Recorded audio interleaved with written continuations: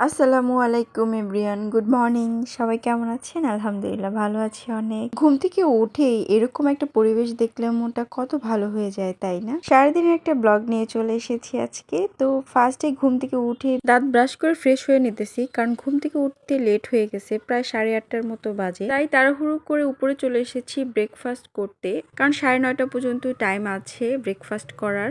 তো আমরা টোকেনটা দিয়ে চলে এসেছি খাবার দেখতে, আজকে কি কি সার্ভ করছে একটু দেখে নেই। আজকের মেনুতে ছিল হচ্ছে যে ফুলকো ফুলকো লুচি, ডিম, মুরগির মাংস আর সবজি আর বুটের ডাল, সাথে ছিল নুডলস, খাসি মাংস, খিচুড়ি, সালাদ তো থাকবে আর কয়েক পদের ফল, সাথে ডেজার্ট তো ছিলই। ড্রিঙ্কস ছিল হচ্ছে যে পেঁপের জুস, আর ছিল হচ্ছে যে এগ স্যুপটা এত একটা মজা লাগেনি, শুধু শুধু নিয়েছিলাম। সর্বশেষ 1 কাপ চা হাতে নিয়ে চলে গেলাম সমুদ্র আর চা একসাথে উপভোগ করার জন্য। চাটা যেমন মাথাটা ঠান্ডা করে দেয়, তেমনি সমুদ্রটাও মনটা শীতল করে দেয়। দুটো একসাথে হলে তো আর কথাই নেই। খাওয়া শেষ করে রুমে গিয়ে দেখি আমার মেয়ে হচ্ছে কি যেন অর্ডার করতেছে। আসলে আমার মেয়ের কি প্রয়োজন আমি বুঝতেছিলাম না, ফোনের ওই পাশে যে ছিল সে তো আরো বুঝতেছিল না। তো তারপরে আমরা চলে গেলাম সুইমিং পুলে। এখানে এসে কি ভেবে যেন নিচে চলে যাই সমুদ্রের কাছে। আসলে উপর থেকে দেখতে সমুদ্রটা এত বেশি ভালো লাগতেছিল, এর জন্য আর মনকে সামলে রাখতে পারিনি,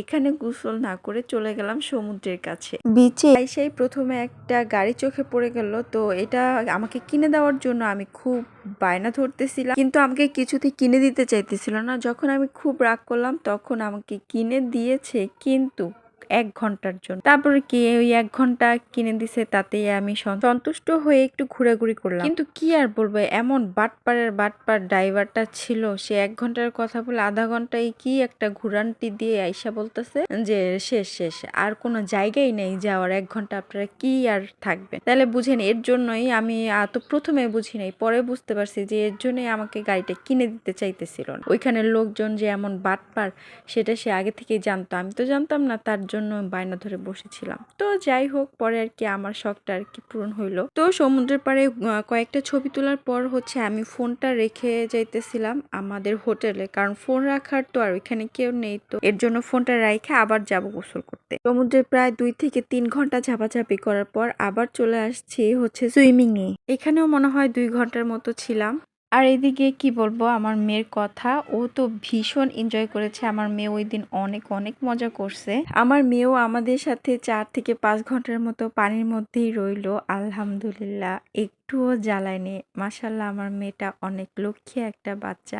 সবাই আমার মেয়ের জন্য দোয়া করবে, যেন সবসময় এমন লক্ষ্মী বাচ্চা হয়েই থাকে। আর এই ফার্স্ট টাইম আমার মেয়ে একা একা সুইমিং এ নেমে গেছে, আমরা তো দেখে পুরাই অবাক হয়ে গিয়েছিলাম। এরপর যখন ভাসতে ভাসতে ও মাঝখানে চলে যেতেছিল, তখন একটু ভয় পেয়ে গিয়েছে, তো বলতেছিল যে বাবা আমাকে ধরো।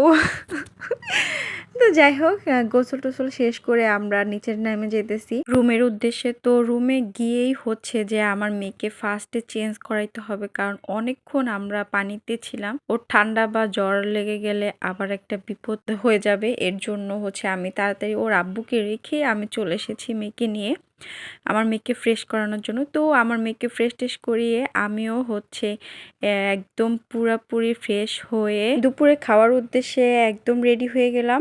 আমি আমার মেয়ে একদম ফ্রেশ, ওর আব্বুর জন্য ওয়েট করতেছিলাম, সে কখন ফ্রেশ ট্রেশ হয়ে রেডি হবে, তারপর আমরা বের হব খাওয়ার জন্য। তো দুপুরে লাঞ্চ করার জন্য আমরা চলে গিয়েছিলাম হান্ডি রেস্টুরেন্টে। এই রেস্টুরেন্টটা আমরা যে হোটেলে ছিলাম সেই হোটেলের নিচেই ছিল।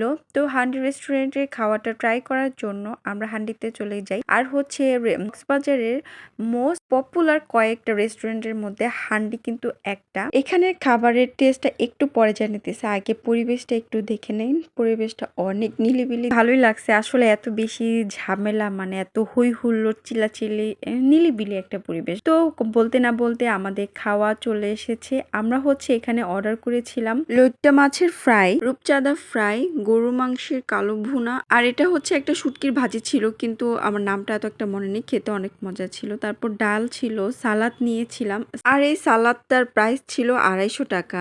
ভাবা যায়, কক্সবাজার লাস্ট আমাদের সালাদটাই ঠকিয়ে দিল।